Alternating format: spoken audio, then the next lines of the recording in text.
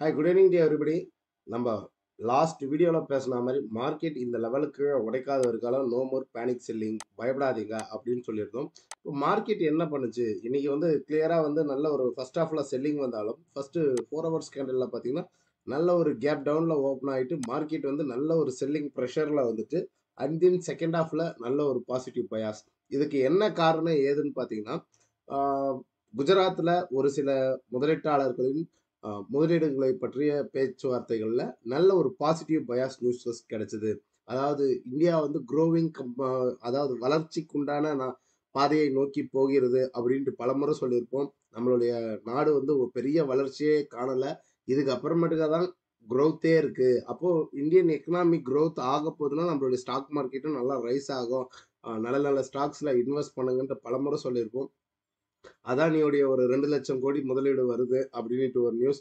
And then 35,000 கோடியில மாருதி வந்து அவங்களுடைய பிளான்ட்டை செகண்ட் பிளான்ட்டை எஸ்டாப்ளிஷ் பண்றாங்க அப்படின்ற நியூஸ். சில பல நல்ல நல்ல நியூஸ்கள் இருந்ததுனால மார்க்கெட்டை லிஃப்ட் பண்ணியிருக்கிறாங்க.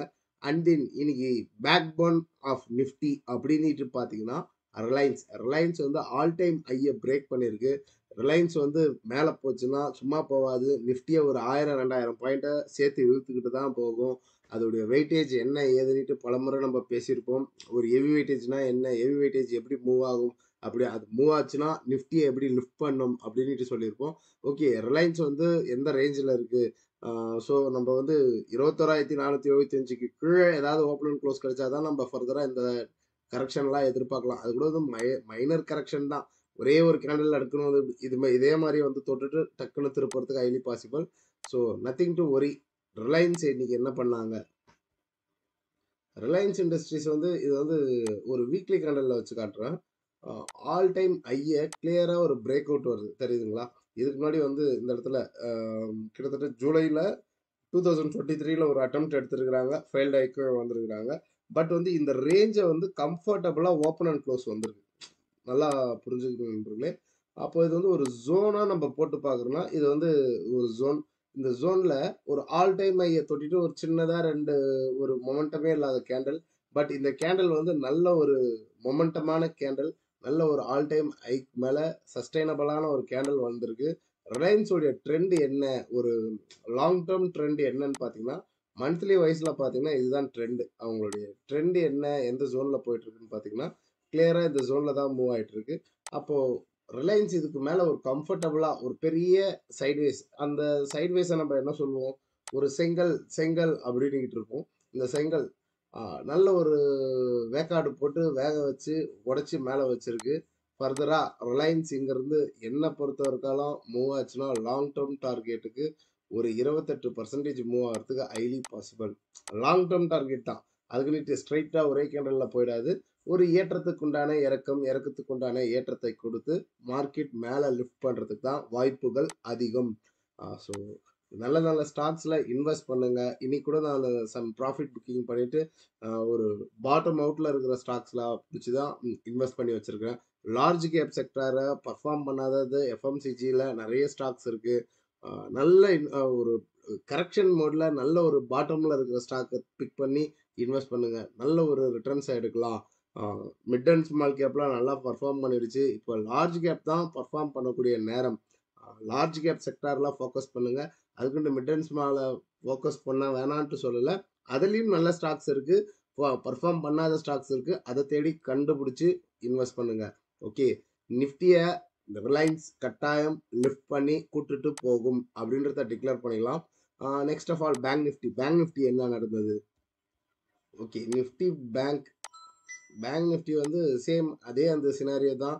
எந்த ஒரு முன்னேற்றமும் இல்லை. அதற்கு வந்து நம்மளுடைய ஹெச்டிஎஃப்சி சப்போர்ட் பண்ணி கொடுக்கணும். ஹெச்டிஎஃப்சி அண்ட் தென் கோட்டாக்லாம் வந்து ஏறினதுக்கு உண்டான ஒரு சின்னதாக ஒரு ரிட்ரேஸ்மெண்ட், ஒரு ப்ராஃபிட் புக்கிங் வந்துட்டு டுவர்ட்ஸ் மேலே போகும். ரெண்டும் சேர்ந்து பர்ஃபார்ம் பண்ணிச்சுன்னா இன்னும் நிஃப்டியை நல்ல ஒரு என்ன சொல்கிறது மொமெண்டமாக தூக்கிட்டு போகும். ஸோ ஹோல்டு, லாங் டேர்ம் இன்வெஸ்டர்னிட்டு இன்வெஸ்ட் பண்ணிங்கன்னா ஹோல்ட் பண்ணுங்கள். அண்ட் தென் நேற்று வந்து ஒரு நண்பர் வந்து ஃபேஸ்புக்கில் ஒரு ஸ்டாக்கை கேட்டிருந்தாரு. அந்த ஸ்டாக்குக்கு நான் ஒரு பெஸ்ட் எக்ஸாம்பிள் கொடுக்கலாம் அப்படின்ட்டு இருக்கேன். அந்த ஸ்டாக் என்னன்னா ஏஎஸ்எம்எஸ். இந்த ஏஎஸ்எம்எஸ் என்ன ஸ்டாக்கு, அது என்ன பண்ணிட்டு இருக்கு, ஏஎஸ்எம்எஸ் இது வந்து ஏதோ எலக்ட்ரானிக் சிப் தயாரிக்கிற கம்பெனி அப்படி இப்படின்னுட்டு இருந்தாரு. இது வந்து பியூர்லி ஆப்ரேட்டர் ஸ்டாக் நண்பரே. இந்த மாரி ஸ்டாக்லலாம் நம்ம வந்து எங்க வாங்கணும்னா, இது மாரி லோல வாங்கணும். இந்த ரூ. 4ல நீங்க வாங்குனீங்க, இல்ல இங்க ஒரு கன்சாலிடேட் ஆயிட்டு உடையுது, பிரேக் அவுட் ஆயிட்டு ரீடெஸ்ட் வருதுன்ட்டு நீங்க இங்க வாங்கியிருந்தா கூட ரைட். அப்போ இங்க இருந்து என்ன பெர்சன்டேஜ் ஆஃப் ரிட்டர்ன்ஸ குடுத்துடுச்சு அப்படின்னு பார்த்தீங்கன்னா, கிட்டத்தட்ட ஒரு 150% ஆஃப் ரிட்டர்ன்ஸ் குடுத்துடுச்சு. இது வந்து மறுபடியும் சர்க்யூட் அடிச்சு எவ்வளோ தூரம் ஏத்துவாங்க, எவ்வளோ தூரம் இறக்குவாங்கன்றது தெரியாது. நம்ம வாங்கி நல்லா நேரா இப்படி மேல போச்சுன்னா சந்தோஷம். அங்கருந்து இப்படி இப்போ இந்த ஐல போய் வாங்குனவங்களுடைய நிலைமைலாம் யோசிச்சு பாருங்க. அங்கருந்து சல்லுன்ட்டு ரோலர் கோஸ்டர் மாரி கீழ இறக்கிருப்பாங்க. இது மாரி ஸ்டாக்ஸ வந்து அவாய்ட் பண்ணிடுங்க. நான் இது மாரி ஸ்டாக்ஸ வந்து பிக் பண்ணணும்னா, ஒரு பாட்டம் அவுட்ல தான் சொல்லுவேன். இல்ல எனக்கு இது மாரி ஸ்டாக்ஸ் தான் வேணும் அப்படின்ட்டு அடம் புடிச்சீங்கன்னா, நான் உங்களுக்கு ஒரு ஸ்டாக் சொல்லி தரேன். இது வந்து ரிஸ்க் தான். ரிஸ்க்னிட்டு தெரிஞ்சு நான் ரிஸ்க் எடுக்கிறது ரஸ்க் சாப்பிடுற மாரி அப்படின்ட்டு தான் நாங்கலாம் ப்ளே பண்ணுவோம். அந்த ப்ளே பண்ற அமௌண்ட் வந்து நல்ல குவாலிட்டியான ஸ்டாக்ல சம்பாதிச்ச பைசாவ எனக்கு இந்த பணம் நான் ரிஸ்க் எடுக்கிறேன். ரிஸ்க் எடுக்காம இந்த மார்க்கெட்ல பெரிய ரிட்டர்ன்ஸ் எதிர்பார்க்க முடியாது. சி இந்த இடத்துல வந்து நம்ம ஒரு ரிஸ்க் எடுக்கிறோம். ஏஎஸ்எஃப் இந்த இந்த ஸ்டாக்ல பார்ட்ரானிக்ஸ்ல நம்ம ஒரு ரிஸ்க் எடுக்கிறோம் அப்படின்ட்டு ரிஸ்க்ன்ட்டு தெரிஞ்சு இங்க எனக்கு வந்து ஒரு 1000 ஸ்டாக் நாங்க பை பண்ணியிருந்தேன்னா, ஒரு ரூ. 4,900 போட்டு பை பண்ணியிருந்தேன்னா, கிட்டத்தட்ட இன்னைக்கு வந்து 300% ரூ. 4,000ன்றது வந்து ஒரு 3 ஆங் 12 ரூ. 12,000 ரூ. 16,000க்கு உண்டான ரிட்டர்ன்ஸ் குடுத்துருக்கும். அதாவது வெறும் 4,000 தான். அந்த பணம் போனா பரவால்ல அப்டின்னுட்டு தான் போடணும். அந்த போட்டுட்டு விட்டுறணும். அது எங்கனா போட்டும். மேல போட்டும், கீழ போட்டும் அப்டின்னுட்டு. அது மாரி ஒரு ஸ்டாக் தான் நான் இன்னைக்கு சொல்லப் போறேன். சீகாஸ்ட் ஷிப்பிங் இந்த ஸ்டாக் வந்து எந்த ரேஞ்ச்ல இருக்கு? நான் அதுல வந்து ஒரு கிட்டத்தட்ட ஒரு 2000 ஸ்டாக் வாங்கியிருக்கிறேன். நான் வாங்குனது இங்க தான் ரூ. 3.25 ஆ இப்ப இந்த ஸ்டாக் வந்து என்ன பண்ணிட்டு இருக்குன்னு பார்த்தீங்கன்னா, கிளியரா இந்த இடத்துல தான் நான் புடிச்சேன். ரூ. 3.25 தான் புடிச்சேன். புடிச்சு வாங்கி வச்சிருக்கேன். இங்க இருந்து என்னுடைய டார்கெட் வந்து நான் எக்ஸ்பெக்ட் பண்ற ஜோன் இவ்வளோ தூரம். ஒரு 2000 ஸ்டாக் வச்சிருக்கிறேன். ஒரு 590% ஆஃப் ரிட்டர்ன்ஸ் எதிர்பார்க்கிறேன். அப்ப நான் போட்டிருக்கிற ஒரு ரூ. 6,200 என்னவோ போட்டிருக்கேன். இந்த ரூ. 6,200 எனக்கு இங்க வந்துச்சுன்னா, ஒரு என்ன சொல்றது? ரூ. 34,000 கிட்ட ரிட்டர்ன்ஸ். 2000 ஸ்டாக்ன்னும்போது ரூ. 17 ஆ 17,000 17,000 ரூ. 34,000 கிட்ட ரிட்டர்ன்ஸா எனக்கு கிடைக்கும் அப்படின்றது தான். அப்ப நம்ம எங்க வாங்கணும்ன்றது முக்கியமான விஷயம். நம்ப இங்கிருந்து ஏறிட்டு போம்போது, இங்க போய் வாங்கியிருந்தோம்னா என்ன ஆச்சு? புரியுதுங்களா? இங்க ஏறிடுச்சு. இன்னும் 1000 மடங்கு மேல போகும்ன்னுட்டு இங்க வாங்குனவங்களுடைய நிலைமைலாம் என்ன ஆச்சு? எத்தன பேர் வந்து இவ்வளோ காலம் பொறுத்துக்கிட்டு இருந்திருப்பாங்க? ஆல்மோஸ்ட் 90% வந்து லாஸ். 90% இங்க போய் ஒரு 10,000 போட்டிருந்தாங்கன்னா, இங்க வந்து அதுக்கு வந்து ரூ. 1000 தான் இருந்திருக்கும். அப்போ நம்ம எங்க வாங்கணும்ன்றது தான் முக்கியமான விஷயம். இங்க வாங்கிட்டு மறந்துடணும். அந்த பைசாவெல்லாம் போயிட்டு நடுவுல ப்ராஃபிட் புக்கிங் பண்றேன், அத பண்றேன்.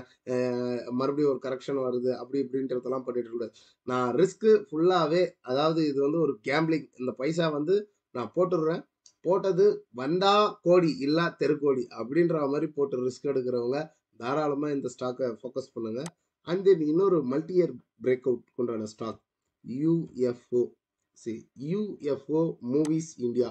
இந்த ஸ்டாக் வந்து இன்னைக்கு வந்து நல்ல ஒரு பிரேக் வருது. இந்த இடத்துல வந்து நல்ல ஒரு வீக்லி வைஸ்ல வந்து ஒரு பிரேக் வந்திருக்கு. மந்த்லி வைஸ்ல இந்த ஸ்டாக் என்ன ரேஞ்ச்ல இருக்கு அப்படின்னு பார்த்தீங்கன்னா, நிறைய பேருக்கு வந்து அந்த இன்சைட் பார் கேண்டில்னா என்னன்றது தெரியாது. இது வந்து இன்சைட் பார் கேண்டில்ல தான் இருக்கு. தெரியுதுங்களா? இந்த இங்க ஒரு கேண்டில்குள்ளாரவே தான் சுத்திக்கிட்டு இருக்கும் இந்த ஸ்டாக். நல்லா புரிஞ்சிருக்கும். இந்த ஒரு லாங் பியரிஷ் கேண்டில்குள்ளாரவே தான் சுத்திக்கிட்டு இருக்கு.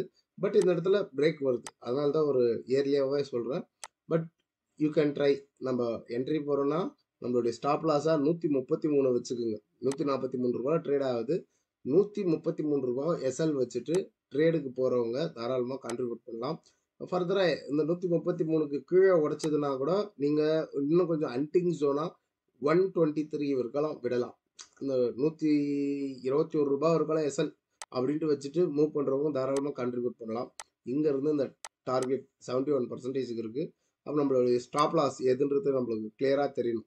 ஸ்டாப் லாஸ்ன்றது இந்த ஜோன் 121. அந்த 121 ஸ்டாப் லாஸ் வச்சுட்டு டார்கெட்டுக்கு மூவ் பண்றவங்க தாராளமா மூவ் பண்ணுங்க அப்படின்றது தான் சொல்லலாம். சொன்ன திங்ஸ் புரிஞ்சிருக்கும்னு நெனைக்கிறேன்.